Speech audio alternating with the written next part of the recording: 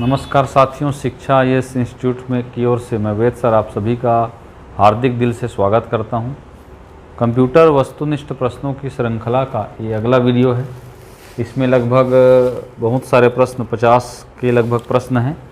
तो एक एक प्रश्नों को देखते हैं, बनाते हैं और ठीक है बनाने का प्रयास करते हैं। ठीक है दोस्तों, चलिए पहला है कंप्यूटर 5 मूल कार्य क्रियान्वयन करता है जो इनपुट, और आंसर है आपका बी प्रोसेस।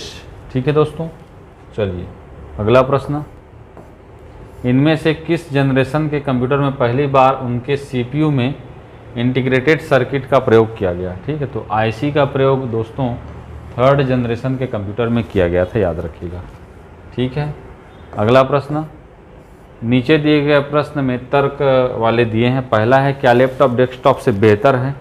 ठीक है, तो दूसरा तर्क दिया है हाँ उन्हें कहीं भी ले जाया जा सकता है, तो सही है। नहीं वे विन्यास के हैं, ये गलत है। ठीक है, तो आंसर होगा क्या?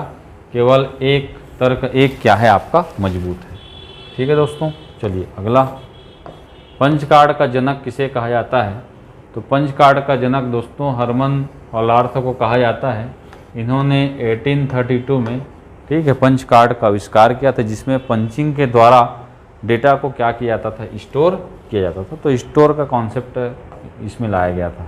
अगला है एनालिटिकल इंजन किसने बनाया था? तो एनालिटिकल इंजन जो है 1833 के आसपास जो है ये चार्ल्स बेबेज ने बनाया था दोस्तों, और ये आधुनिक कंप्यूटर का क्या था? प्रोटोटाइप था। अगला, निम्न में से प्रत्येक समूह के 3 प्रकार के मूलभूत भाषाओं में से कंप्यूटर प्रोग्रामिंग में किसका उपयोग किया जाता है? ठीक है, तो कंप्यूटर प्रोग्रामिंग में देखिए दोस्तों मशीन लैंग्वेज का प्रयोग किया जाता है, असेंबली लैंग्वेज का प्रयोग किया जाता है और हाई लेवल लैंग्वेज का प्रयोग किया जाता है। ठीक है, तो आंसर होगा सी। चलिए अगला प्रश्न, पुस्तकालयों में निम्नलिखित में से कौन सा कंप्यूटर अधिकतर प्रयुक्त होता है?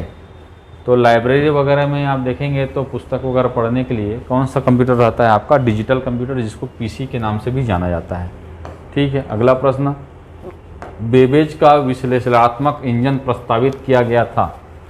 तो चार्ल्स बेबेज का जो एनालिटिकल इंजन है ये 1832 में प्रस्तावित किया गया था और 1833 में क्या किया गया? लॉन्च किया गया था। ठीक है दोस्तों, चलिए अगला प्रश्न, कंप्यूटर किसके लिए प्रयोग किया जाता है?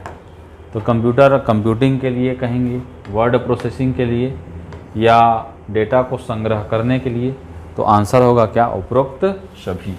ठीक है, चलिए अगला प्रश्न, हाल ही में नष्ट की गई फाइलें कहाँ स्टोर होती है? तो जो भी आप फाइल ठीक है डिलीट करते हैं, इरेज करते हैं, वो सब कहाँ जाता है? रिसाइकल बिन में जाता है। ठीक है, चलिए अगला प्रश्न, मॉलिक्यूलर स्केल कंप्यूटर को क्या नाम से जाना जाता है? तो मॉलिक्यूलर स्केल कंप्यूटर को नैनो कंप्यूटर के नाम से जाना जाता है। ठीक है दोस्तों, चलिए अगला प्रश्न, कंप्यूटर की 5वीं पीढ़ी में VLSI तकनीक को किस तकनीक में परिवर्तित किया गया? ठीक है, तो 5वीं पीढ़ी में देखिए उसको जो है ULSI में परिवर्तित किया गया था, जिसका फुल फॉर्म है अल्ट्रा लार्ज स्केल इंटीग्रेशन। ठीक है दोस्तों, याद रखिएगा। ठीक, ULSI ये 5वीं पीढ़ी में यूज़ किया गया था। अगला है संशोधित डेटा जाना जाता है। तो संशोधित डेटा जो है ये इन्फॉर्मेशन के नाम से जाना जाता है। ठीक है दोस्तों, चलिए अगला प्रश्न, भारत का पहला सुपर कंप्यूटर है? देखिए भारत का पहला सुपर कंप्यूटर परम सीरीज से स्टार्ट किया गया था, सीडेक कंपनी के द्वारा। तो आंसर होगा क्या? परम।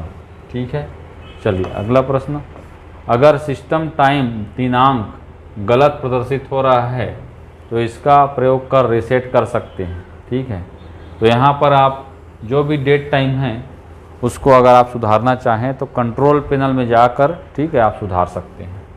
ठीक है, अगला प्रश्न, प्रथम पीढ़ी के कंप्यूटर में प्रयुक्त किया गया? ठीक है, तो प्रथम पीढ़ी के कंप्यूटर में वैक्यूम टिप का प्रयोग किया जाता था। ठीक है, आंसर होगा बी, याद रखिएगा। अगला है आपका फाइल के नाम के संबंध में कौन सा कथन गलत है? ठीक है, फाइलों का एक जैसा नाम या एक जैसा एक्सटेंशन हो सकता है, पर दोनों एक जैसे नहीं हो सकते। ठीक है, गलत को चुनना है। अगला है एक ही फोल्डर में प्रत्येक फाइल का यूनिक नाम होता है, ये सही है। ठीक है। फाइल एक्सटेंशन फाइल का नाम यूनिक होता है। फाइल एक्सटेंशन फाइल के नाम के बाद डॉट से पहले होता है। तो देखिए फाइल एक्सटेंशन जो है, जैसे मान लीजिए a.doc, ठीक है, तो फाइल एक्सटेंशन फाइल के नाम के बाद डॉट से पहले होता है, समझो डॉट के क्या होता है, बाद होता है। तो ये आंसर क्या है इसमें, रॉन्ग है। ठीक है, बाकी सब क्या है, सही है। ठीक है, चलिए अगला, परम पदम जो हाल ही में चर्चा का विषय था, ठीक है, ये क्या था, तो परम पदम जो है ये भारत द्वारा विकसित क्या था, आपका सुपर कंप्यूटर का नाम था। आंसर होगा बी। अगला है, निम्नलिखित में उच्च स्तरीय भाषा को मशीन भाषा में बदलने का कार्य करता है। हाई लेवल लैंग्वेज को, ठीक है, लो लेवल लैंग्वेज में, ठीक है, बदलने का काम करता है। तो देखिए इंटरप्रेटर एक करता है, ठीक है, और एक जो है आपका कंपाइलर करता है। तो 1 और 3 किसमें है, ऑप्शन नंबर डी।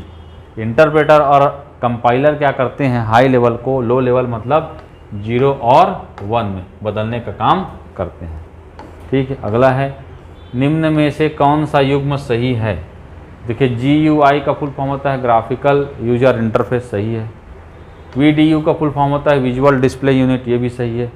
ALU का फुल फॉर्म होता है अरिथमेटिक लॉजिक यूनिट, ये गलत है। तो 1 और 2 सही है, किसमें है, आंसर नंबर ए।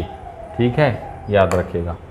अगला है, निम्न में से कौन सा प्रचालन यंत्र द्वारा व्यवस्थित किया जाता है। प्रचालन यंत्र देखिए हिंदी में दिया है, इसको कहते हैं ऑपरेटिंग सिस्टम।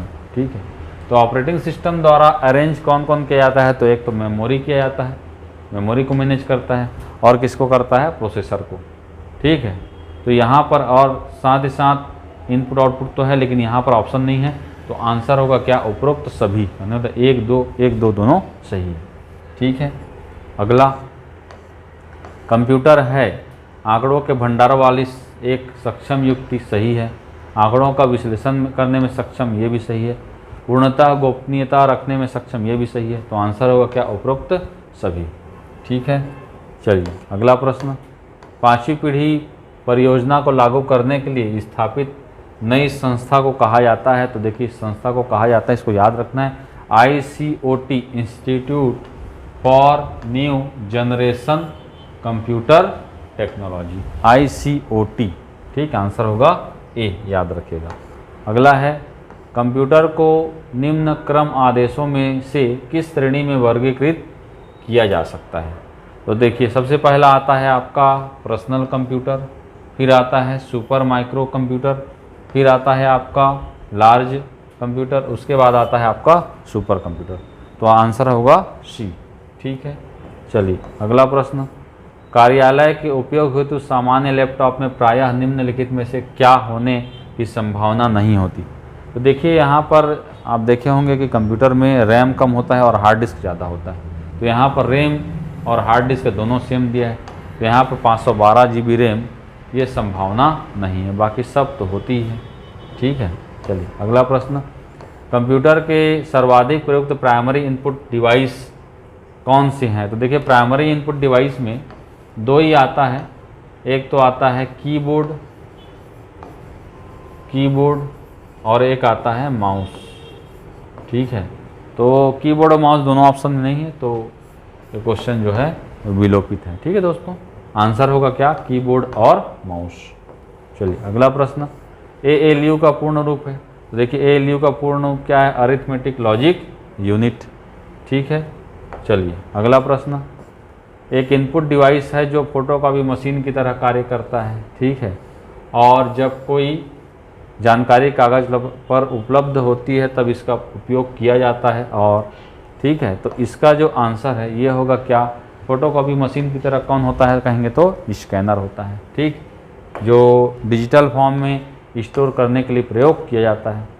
अगला है, कंप्यूटर में सूचना प्रोसेस करने वाले कंट्रोल सिग्नल प्रदान करने के लिए खाली स्थान पेरिफेरल का उपयोग किया जाता है। ठीक है, तो किसका उपयोग किया जाता है, सिग्नल प्रदान करने के लिए, सिग्नल भेजने के लिए, किसका, इनपुट डिवाइस का। इनपुट डिवाइस के द्वारा कंप्यूटर को क्या किया जाता है, सिग्नल भेजा जाता है। अगला है, निम्न में से कौन सा CPU का मुख्य कार्य नहीं है।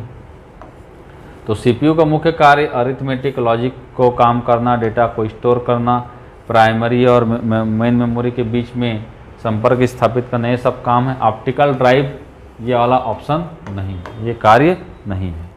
ठीक है, चलिए अगला प्रश्न। फिल इन द ब्लैंक्स विशेष प्रकार के प्रिंटर होते हैं जो बड़े आकार वाले इंजीनियरिंग चित्र आदि ग्राफिक्स बनाने के लिए प्रयोग किए जाते हैं। तो देखिए इसमें आएगा आपका आंसर क्या, प्लॉटर। प्लॉटर जो है बड़े बड़े डायग्राम बनाने के लिए, कैड कैम से संबंधित कार्य करने के लिए, फ्लेक्स बनाने के लिए, ठीक है, होल्डिंग बनाने के लिए इसी प्लॉटर का क्या किया जाता है, प्रयोग किया जाता है। अगला है निम्नलिखित में से एक इनपुट डिवाइस है। ठीक है, तो इनपुट डिवाइस कौन सा है, डिजिटल कैमरा। ठीक है, ये इनपुट डिवाइस है। अगला है आपका फिल इन द ब्लैंक्स, एक मानक आउटपुट डिवाइस होता है जो विभिन्न रंगों वाले हजारों डिस्प्ले चित्र वगैरह को इंटरफेस। ठीक है, तो इसका आंसर होगा क्या, मॉनिटर। ठीक, मॉनिटर क्या करता है, डिस्प्ले करने का काम करता है और बहुत सारे पिक्सल से मिलकर बना होता है। ठीक है, fill in the blanks devices हमें कंप्यूटर से सूचना प्राप्त करने की अनुमति देता है। ठीक है, तो सूचना प्राप्त करने की अनुमति कौन देता है, हमें इनपुट डिवाइस। ठीक है दोस्तों, चलिए आगे। दुकानों में सामान्यतः निम्नलिखित में से किस तकनीक का उपयोग करके वस्तुओं को स्कैन किया जाता है ताकि वे बिल। ठीक है, तो दुकान वगैरह में, मॉल वगैरह में किसका प्रयोग किया जाता है, बार कोड का। ठीक है, देखे होंगे। अगला है बैंक चेक। बैंक चेक में को त्वरित प्रोसेस करने के लिए बैंकों द्वारा किस तकनीक का प्रयोग किया जाता है, तो MICR का, मैग्नेटिक इंक कैरेक्टर रिकॉग्निशन या रीडर। ठीक है, अगला निम्न में से क्या WIMP में सम्मिलित नहीं है, तो WIMP ये जो है एक शॉर्टकट नाम है। तो W का विंडो होता है, I का आइकन होता है, M का जो है मॉनिटर होता है, P का जो है पॉइंटर होता है। ठीक है, तो कौन सम्मिलित नहीं है कहेंगे तो आपका माउस, याद रखिएगा। ठीक है, अच्छा, W का विंडो होता है, I का जो है आइकन होता है, M का जो है मेनू होता है दोस्तों, याद रखिएगा, और P का क्या होता है, पॉइंटर होता है। तो यहाँ पर M का क्या दे दिया, माउस दे दिया है, तो ये सम्मिलित नहीं है। ठीक है, चलिए अगला। कीबोर्ड माउस क्या कहलाते हैं, तो कीबोर्ड माउस क्या हैं, आपके इनपुट डिवाइस हैं। ठीक है, अगला, किसी कंप्यूटर सिस्टम में सभी ऑपरेशन कहाँ प्रोसेस किए जाते हैं, तो जितने भी ऑपरेशन हैं वो कहाँ प्रोसेस किए जाते हैं, CPU में, इसीलिए इसका नाम है सेंट्रल प्रोसेसिंग यूनिट। ठीक है, अगला, निम्नलिखित में से सेंट्रल प्रोसेसिंग यूनिट का कौन सा भाग है। ठीक है, तो सेंट्रल प्रोसेसिंग यूनिट दो भागों में बटा होता है, एक तो CU, दूसरा ALU, अरिथमेटिक लॉजिक यूनिट। अगला, निम्नलिखित में से कौन एक इनपुट डिवाइस नहीं है, तो देखिए कीबोर्ड है, माउस है, जॉयस्टिक है, प्रिंटर नहीं है। ठीक है दोस्तों, चलिए अगला प्रश्न। कंप्यूटर में डेटा दर्ज करने के लिए निम्नलिखित में से किसका उपयोग किया जाता है। ठीक है, तो कंप्यूटर में डेटा अगर आपको डालना है तो किसका प्रयोग किया जाता है, इनपुट डिवाइस का प्रयोग किया जाता है। ठीक है दोस्तों, चलिए अगला। निम्नलिखित में से कंप्यूटर की डिस्क ड्राइव, CD-ROM ड्राइव और नेटवर्क ड्राइव की सामग्री को कौन प्रदर्शित करता है, तो ये सारा किस में दिखाई देता है, आपका माई कंप्यूटर में। ठीक है, जितने भी ड्राइव हैं, जितने भी, ठीक है, डिस्क हैं वगैरह। स्क्रीन पर चीज़ें चुनने और ड्राइंग करने के लिए उपयोग होने वाला इनपुट डिवाइस कौन सा है, तो ड्राइंग वगैरह करना है तो किसका प्रयोग करते हैं हम, लाइट पेन का। यह भी एक क्या है, इनपुट डिवाइस है। ठीक है, अगला, CMOS का पूर्ण रूप क्या है, तो CMOS एक CMOS बैटरी होती है जो डेट और टाइम को स्टोर करके रखने वाले चिप को, ठीक है, एनर्जी देती है। तो इसका फुल फॉर्म होता है complementary metal oxide semiconductor. ठीक है, याद रखिएगा। अगला देखिए, निम्नलिखित में से कौन एक आउटपुट डिवाइस नहीं है, तो देखिए मॉनिटर है, प्लॉटर है, जॉयस्टिक। जॉयस्टिक क्या है, आपका इनपुट डिवाइस है। प्रिंटर जो है आउटपुट डिवाइस है। ठीक है, अगला, टच स्क्रीन का उपयोग निम्नलिखित में से किसके लिए किया जाता है, तो टच स्क्रीन का प्रयोग जो है आपका इनपुट साथ ही आउटपुट डिवाइस के रूप में, इनपुट आउटपुट दोनों प्रकार का है, याद रखिएगा। ठीक, अगला है, आउटपुट डिवाइसेस का उपयोग करके उपयोगकर्ता क्या कर सकता है, तो आउटपुट का प्रयोग करके उपयोगकर्ता क्या कर सकता है, डेटा को प्रिंट कर सकता है या डेटा को डिस्प्ले कर सकता है, देख सकता है, इसलिए इसको आउटपुट डिवाइस कहते हैं। अगला है, HD, SD, VGA आदि शब्द किससे संबंधित है, तो ये जो है आपका डिस्प्ले से संबंधित है। ठीक है, किस डिस्प्ले से, गुणवत्ता प्रदर्शन से। HD मतलब होता है हाई डेफिनिशन, ठीक है। चलिए अगला प्रश्न, बड़ी संख्या में लोगों के सामने प्रस्तुतिकरण करने के लिए निम्नलिखित में से किस आउटपुट डिवाइस का उपयोग किया जाएगा। तो बहुत ज़्यादा संख्या है, ठीक है, जैसे मीटिंग वगैरह ऑर्गेनाइज करते हैं, ठीक है, या कोई कॉन्फ्रेंस करते हैं, तो वहाँ पर हम किसका प्रयोग करते हैं, तो प्रोजेक्टर का करते हैं, ठीक है दोस्तों। और प्रोजेक्टर क्या है, एक आउटपुट डिवाइस है, आउटपुट डिवाइस है, ठीक है। तो इस प्रकार से ये कुछ लगभग 50 क्वेश्चन का, ठीक है, कलेक्शन था। एक बार इसको लगाइएगा और कोई, ठीक है, सुझाव होगा तो ज़रूर दीजिएगा, ठीक है। चलिए फिर अगले वीडियो के साथ मैं शामिल होऊंगा। इसी प्रकार का जो कंप्यूटर का जो MCQ वीडियो है, इसका सीरीज अभी कंटिन्यू, ठीक है, YouTube चैनल के माध्यम से ये डलते रहेगा। तो जो भी आप देखना चाहें यहाँ पर देख सकते हैं। और पहले से अगर आपको इस प्रकार के वीडियो की इन्फॉर्मेशन चाहिए, ठीक है, तो आप हमारी चैनल को सब्सक्राइब करें, ठीक है। मिलते हैं अगली वीडियो के साथ, तब तक के लिए धन्यवाद, थैंक यू।